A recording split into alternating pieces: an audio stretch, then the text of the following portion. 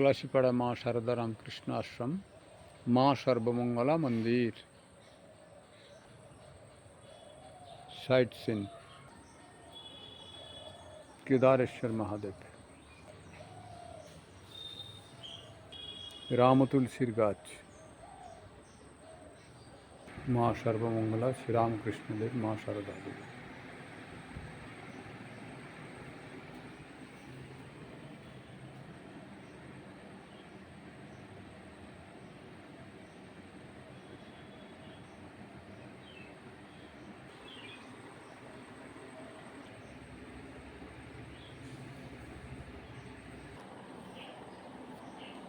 তব কথামৃতম তপ্ত জীবনম কবিভির্ডিতম কলমশাপহম শ্রবণমঙ্গলম শ্রীমদাততম ভুবি গৃণন্তি যে ভুরিদা জনা।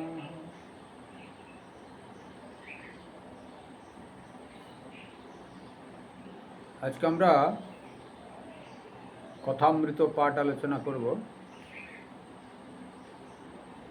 আপনাদের সকলকে আমার গৈরিক অভিনন্দন, আন্তরিক শুভেচ্ছা রইল। পুজো আসছে, তা নিশ্চিত সবাই সুস্থ শরীরে থাকবেন, যোগা প্র্যাকটিস করবেন আর সাধন ভজন করবেন, তাহলে মন এবং শরীর উভয়ই ভালো থাকবে। যোগাতে শরীর ভালো থাকে, সাধন ভজনে ঈশ্বরীয় চিন্তায় মন ভালো থাকে। কথামৃত পাঠেও আপনাদের মন অনেকটা চাঙ্গা থাকবে, অন্তত সমাজ সম্পর্কে সচেতন হতে পারবেন, সমাজের সঙ্গে জড়িত থাকবেন, না ঈশ্বরের প্রতি আকর্ষণ অনুভব করবেন। সেই জন্য কথামৃত পাঠ অবশ্যই শোনা দরকার। তো আজকে আমরা শ্রীরামকৃষ্ণ কথামৃতম দ্বিতীয় খণ্ড, ওই 745 পৃষ্ঠা, নরেন্দ্রপুর পাবলিকেশান,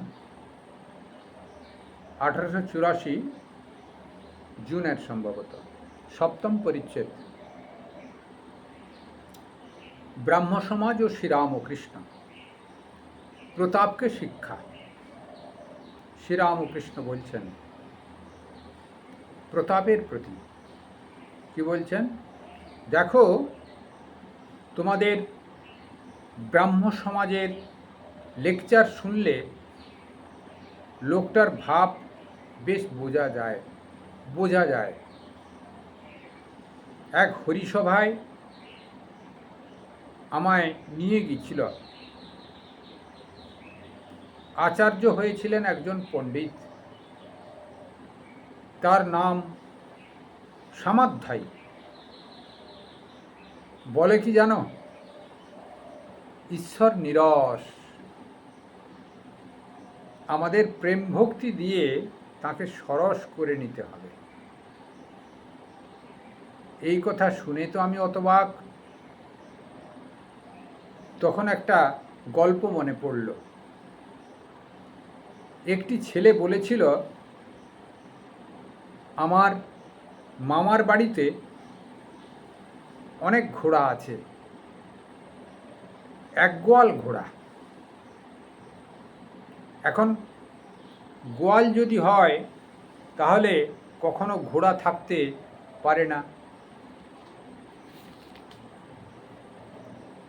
গরু থাকাই সম্ভাবনা বেশি গোয়ালে।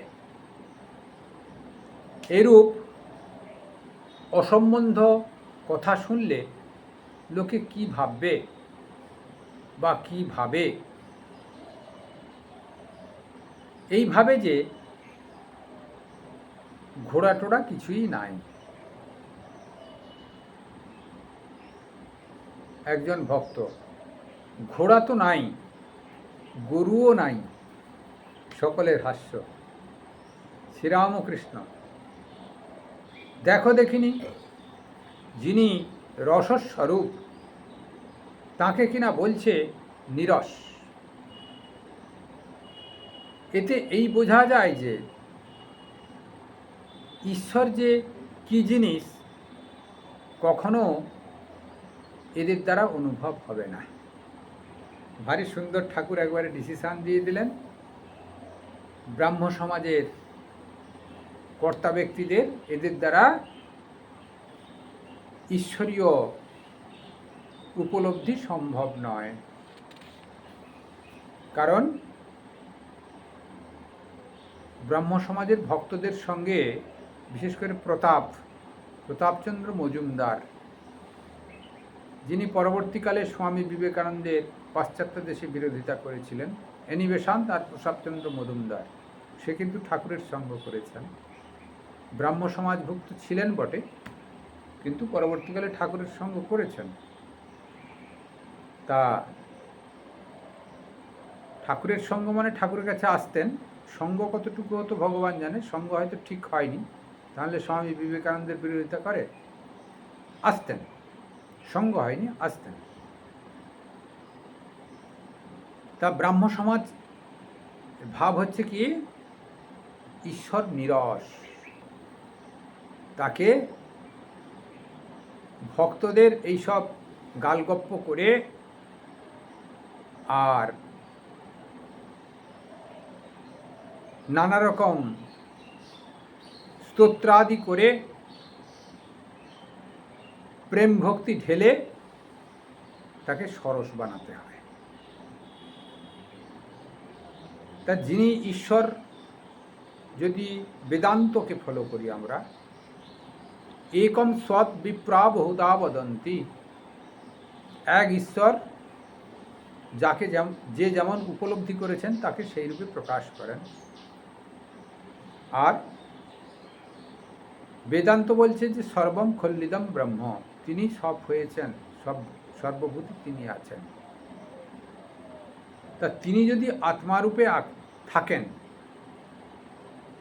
তিনি যদি নিরস হন, তাহলে জীবের চলবার ক্ষমতা কোথায় থাকবে?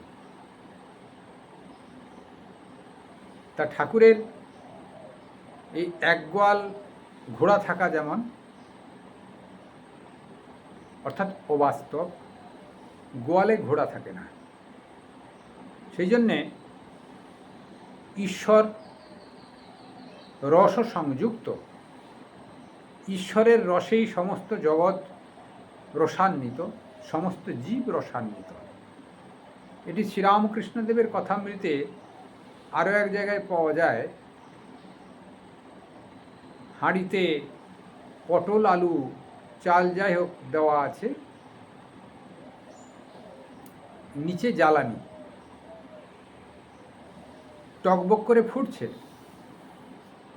আলু লাফাচ্ছে, পটল লাফাচ্ছে, কি বেগুন দেওয়া থাকলে বেগুন লাফাবে, একটু হালকা হলে আরও বেশি লাফাবে, আলুটা হয়তো কম লাফাবে, ভার কম লাফাচ্ছে যেটা বুঝতে পারা যাবে না, বেগুন পটল খুব লাফাবে।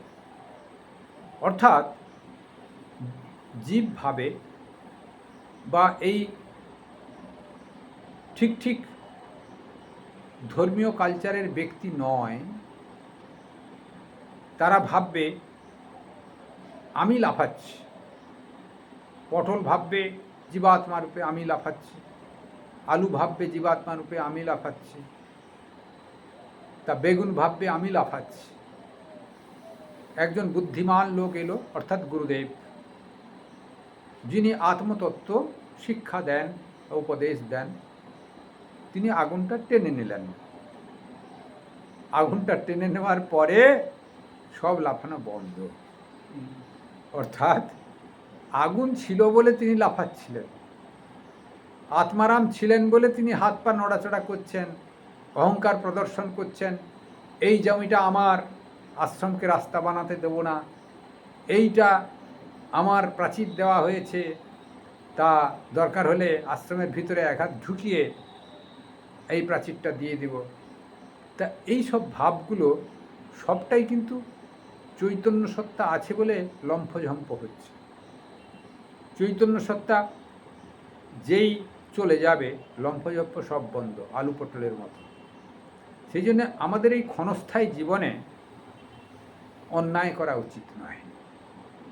কারণ এই জীবনটা যখন পার্মানেন্ট, স্থায়ী নয়, তাহলে সকলকে, বিশেষ করে আধ্যাত্মিক জগতের মান্য সম ব্যক্তির বা সমাজের যারা উপকার করেন তাদের পেছনে কখনো লাগতে নাই। তাদের পেছনে লাগা মানে নিজের চেতনাকে ধাক্কা দেওয়া। কারণ যে চেতনার দ্বারা আমি আলু পটল ভেবে লাফাচ্ছিলাম সেটা যেরকম ঠিক নয়, সেই রকম সেই আত্মচেতনাকে যিনি জাগ্রত করেন, অর্থাৎ আলু পটলকে যিনি জানিয়ে দেন তুমি আত্মা নও, তোমার ভিতরে যিনি আছেন তিনি আত্মা, অর্থাৎ অগ্নি হচ্ছে আত্মা। তা সেই যে জানান মধ্যস্থ রিপ্রেজেন্টেটিভ, সেই রিপ্রেজেন্টেটিভই হচ্ছে আমাদের এই গুরু। গুরু এসে কি করলেন, ওই আগুনটা টেনে নিলেন। আগুনটা টেনে নিতেই আলু পটলের লাফানো বন্ধ হয়ে গেল। তা দেখা যাবে ঈশ্বর সরস্বরূপ, ঈশ্বর নিজেই সৎচিৎ আনন্দরূপে তাকে ব্যাখ্যা করা হয়েছে। সৎ কথার অর্থ হচ্ছে অস্তিত্ববান, চিৎ কথার অর্থ হচ্ছে চৈতন্য সত্তা, আনন্দ কথার অর্থ হচ্ছে সুখ দুঃখের অতীত যে অবস্থা। কিছু একটা বললাম, তাতে দুজন 10 টাকা করে প্রণামী দিয়ে গেল, একটু সুখ অনুভব হলো। আবার হয়তো 10 টাকা করে যে দিয়েছিল কোনো খারাপ মনে দিয়েছিল, গেটে যেতে যেতে হোঁচট লাগলো, 50 টাকার ডাক্তার দেখিয়েও সারল না, তা সে দুঃখ হলো। ওই জন্য সুখ দুঃখ এইভাবে হবে।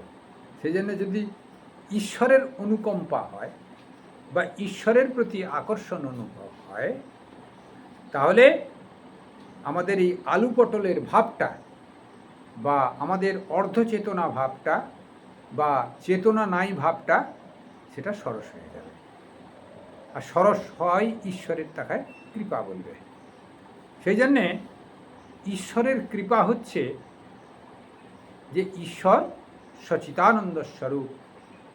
ঈশ্বরকে সরস করতে হয় না, ঈশ্বর রস সংযুক্ত, রসময়, রসবৈশ, তিনি রসেরই ফোয়ারা ছুটছেন, তাতেই জীবকুল সব হেউঢু হয়ে যাচ্ছে। এই বিশ্বাস স্থাপন হলে তাহলে তিনি ধন্য। অর্থাৎ আমি ঈশ্বরকে সরস করছি তা নয়, ঈশ্বর সরস্বরূপ, তিনি আমাকে সেই সরসের ভিতরে ঢুকিয়ে নিচ্ছেন, অর্থাৎ তার ভিতরে আনন্দ দান করছেন তিনি। যে যেমন জীব সংস্কার অনুসারে ডেভেলপ করে তার ততটা আনন্দ হয়। তো সেই জন্যে ঠাকুর এটাকে সম্পূর্ণ নস্যাৎ করে দিলেন। ব্রাহ্ম সমাজের এই যে ব্যাখ্যাটা, ঈশ্বর নিরস, আমাদের প্রেম ভক্তি দিয়ে তাকে সরস করতে হবে, এটা হয়তো ব্রাহ্ম সমাজের ব্যাখ্যা নয়, সামধ্যায় যিনি পণ্ডিত ছিলেন, আচার্য ছিলেন, তার ব্যাখ্যাও হতে পারে। তার এই ব্যাখ্যা, অর্থাৎ এ পণ্ডিত ঠিক পণ্ডিত নয়, ঈশ্বরের উপলব্ধি না করা পণ্ডিত, ঈশ্বরের কাছাকাছি না যাওয়া পণ্ডিত, বা ভগবানের প্রতি বিশ্বাস না থাকা পণ্ডিত, সেই পণ্ডিতের কাজ নেই। সেই জন্য সদ্গুরুর কথা বলা হয়েছে। সদ্গুরু পণ্ডিত্য অভিমান থাকবে ঠাকুর। মা শারদা বলছেন, সাধুর যদি পণ্ডিত হয় তাহলে সোনার দাঁত, হাতির দাঁত সোনা দিয়ে বাঁধানো। হাতির দাঁত কিসে বাঁধানো? সোনা দিয়ে বাঁধানো। সাধু আবার তার উপরে পণ্ডিত। এমনি হাতির দাঁত তারপর সোনা দিয়ে বাঁধানো, সাধু তারপর পণ্ডিত। তাই এখানে কেউ কেউ বলে পণ্ডিত তো বড়, সাধু তো ছোট। আমাদের কয়েকজন এখানে আসে, তার ভিতরে একজন রিসার্চ করেন, তিনি বলেন, আমি তাকে বললুম, তোমার মাথা ঠিক আছে? তা কোথায় ত্যাগের বাদশা আর পণ্ডিত্য বই পড়ে আর নিত্য বাজে অভ্যাস প্র্যাকটিস করে। তার ভিতরে যে পণ্ডিত ত্যাগে প্রতিষ্ঠিত এবং বাজে অভ্যাস না করে, সমাজের কলঙ্ক না ছড়িয়ে, সমাজের ঘৃণ্যতা না ছড়িয়ে, সমাজকে শোষণের থেকে শোষণ না করে যিনি সমাজ শিক্ষা দেন, ত্যাগেতে বেশ থাকে তার, তিনি শুদ্ধ পণ্ডিত, তিনি ভালো। এছাড়া অধিকাংশ পণ্ডিতই নির্লোভ হয় না, লোভযুক্ত হয়। সেই জন্য সে পণ্ডিত তেমন একটা ওই চাষবাস করে যারা, তারাও ক্ষুণ্ণবৃত্তি করে, আবার কেউ কাপড় বেচে, সেও ক্ষুণ্ণবৃত্তি করে, কেউ মাস্টারি করে, সেও ক্ষুণ্ণবৃত্তি করে। পণ্ডিতও তিনি দু চার কথা বলেন, তার বিনিময়ে কিছু নিয়ে এসে ক্ষুণ্ণবৃত্তি করেন। ওইভাবে সামাজিক প্রথা হিসেবে ঠিক আছে, কিন্তু তিনি যে ঈশ্বরের কাছাকাছি চলে গেছেন, এটি বিশ্বাস করা মুশকিল যদি তার ভিতরে ত্যাগ তিতিক্ষা না থাকে। সেই জন্য ত্যাগ তিতিক্ষা না থাকলে সে পণ্ডিতের কোনো দাম নাই। সে পণ্ডিতের আমি ব্যাখ্যা করবে যিনি ঈশ্বর নিরাশ, তার ভিতরে প্রেম ভক্তি দিয়ে সরস বানাতে হবে, এরকম উল্টো ব্যাখ্যা হবে। তারপরে কি বলছেন শুনি। আমি কর্তা, আমার ঘর, অজ্ঞান জীবের উদ্দেশ্য ডুব দাও, এটি হেডিং।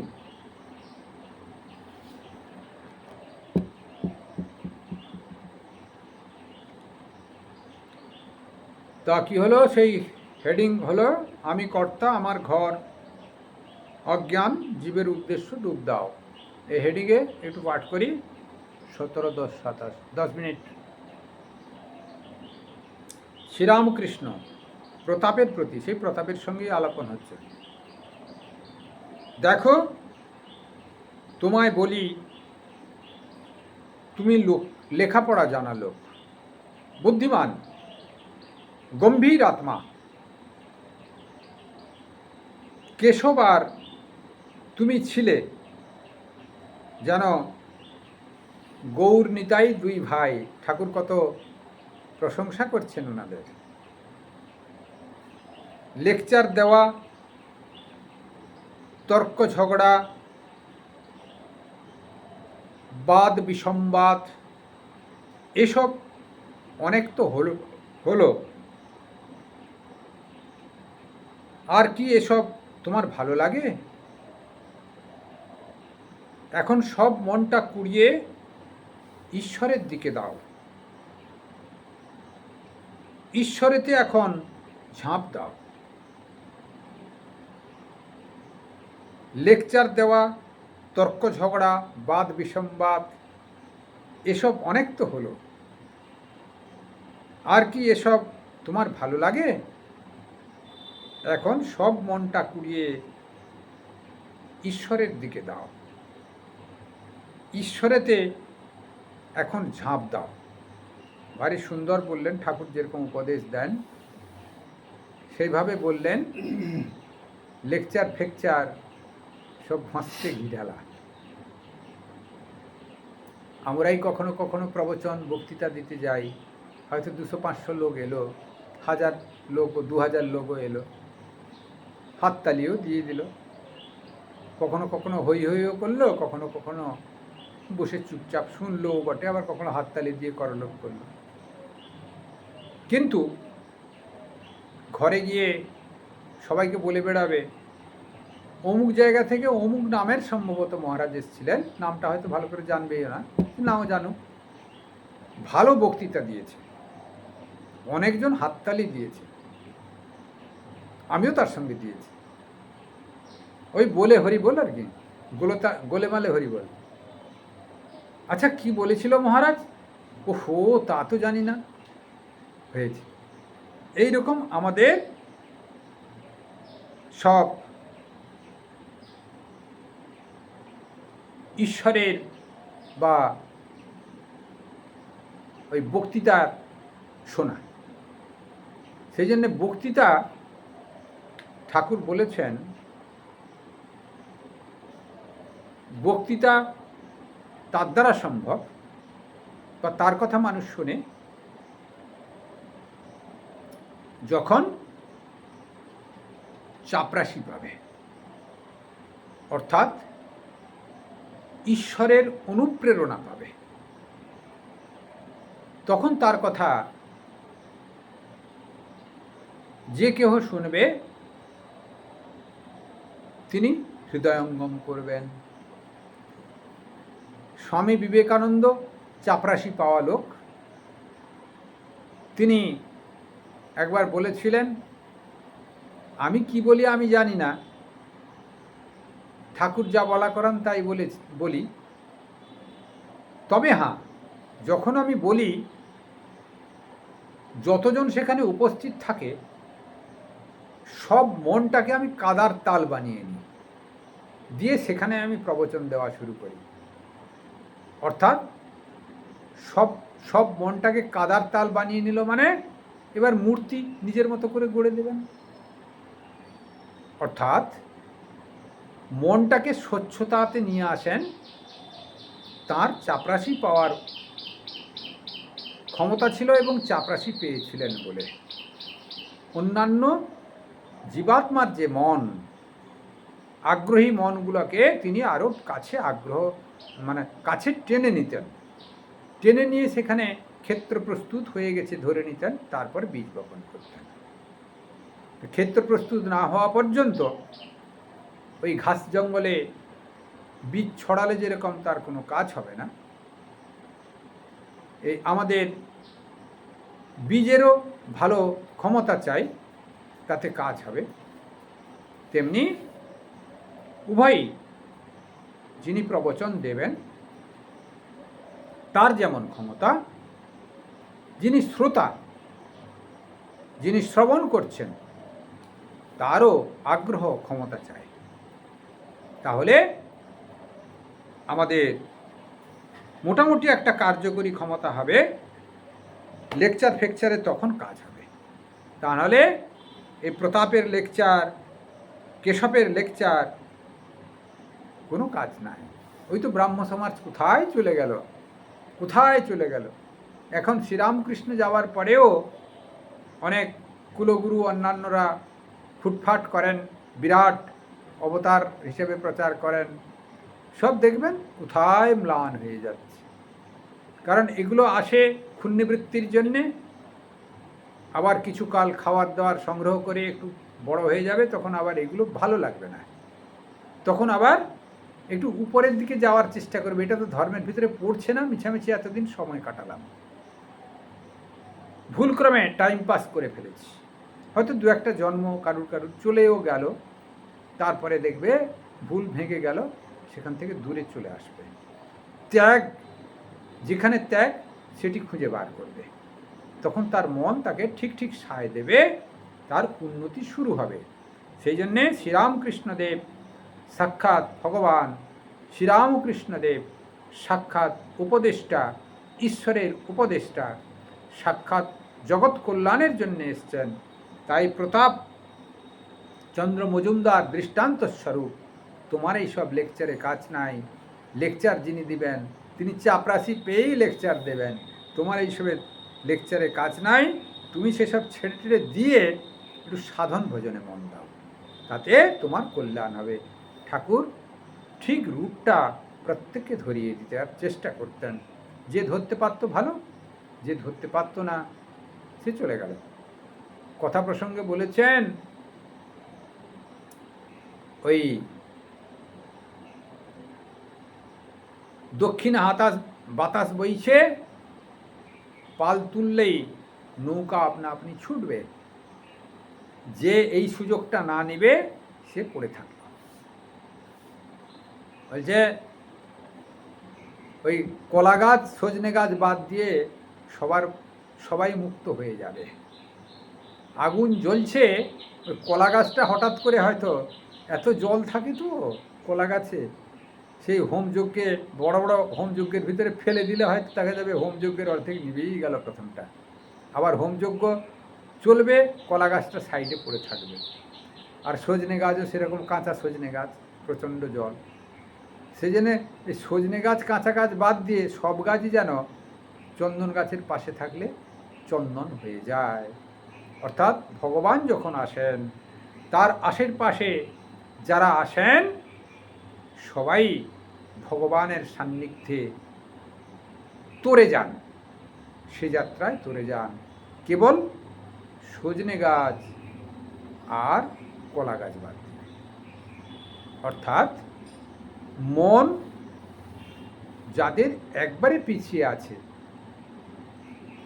তাদের দ্বারা সম্ভব হয় না, যত চেষ্টা হোক।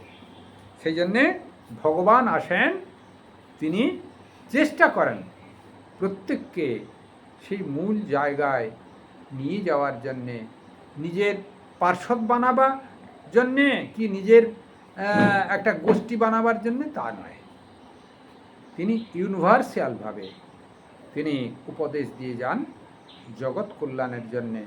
তিনি ঠিক ঠিক শ্রীরামকৃষ্ণদেবের উপদেশ, গীতার উপদেশ, বেদের উপদেশ সব ইউনিভার্সাল, গোষ্ঠী নয়। যেমন কোনো কোনো সংস্থা এখন বেরিয়েছে, দু একটা বই লিখবে, গোষ্ঠীর কথা বলেন।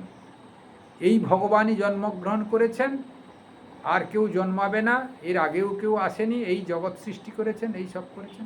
এগুলো গোষ্ঠী, এতে মূল তথ্য পাওয়া যায় না। যিনি প্রচার করছেন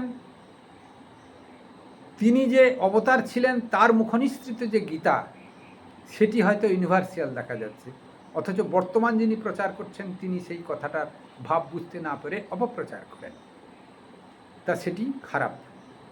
সেই জন্যে যারা অবতার পুরুষ আছেন, যারা আচার্য আছেন, যারা ঠিক ঠিক সাধু মানুষ, তারা নিরপেক্ষ ভাবনা দিয়ে যান।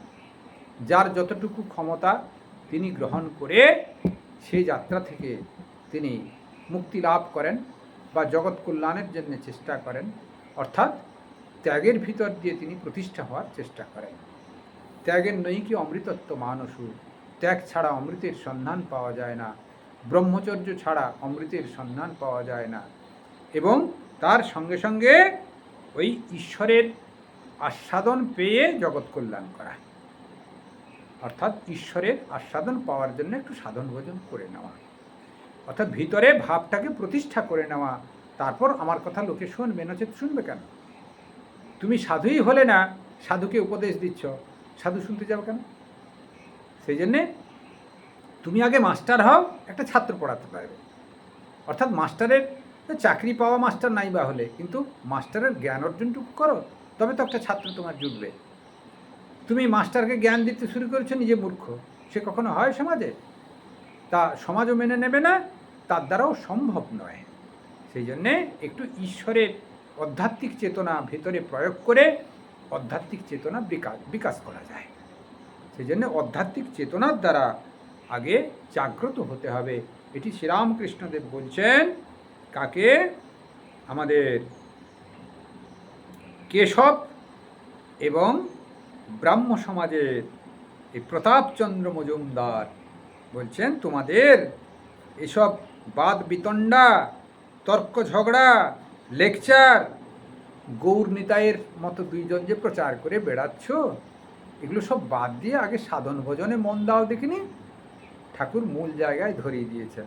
তারপর ব্রাহ্ম সমাজ সেই জন্যে এইসব বাইরে বাইরে যে সব রবীন্দ্রনাথ ঠাকুরের অনেক ব্রাহ্ম সঙ্গীত আছে খুব ভালো, যেগুলো খুব উচ্চ স্তরের সঙ্গীত, কিন্তু নিজেদের উপলব্ধি নাই। সেই জন্যে এটার বেশি কার্যকরী ক্ষমতা হলো না, নষ্ট হয়ে গেল। তা এটা উপলব্ধি হতো, ধ্যান ধারণার ভিতর দিয়ে যদি সেটা প্রতিষ্ঠা লাভ করতো, তাহলে কল্যাণ সাধন হতো।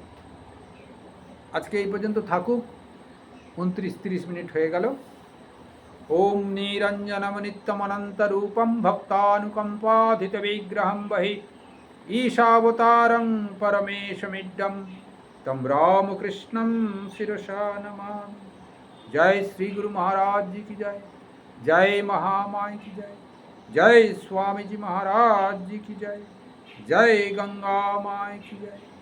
सर्वे भवन्तु सुखिनः, सर्वे सन्तु निरामया, सर्वे भद्राणि पश्यन्तु মা কশ্চিৎ দুঃখমাং ভবে।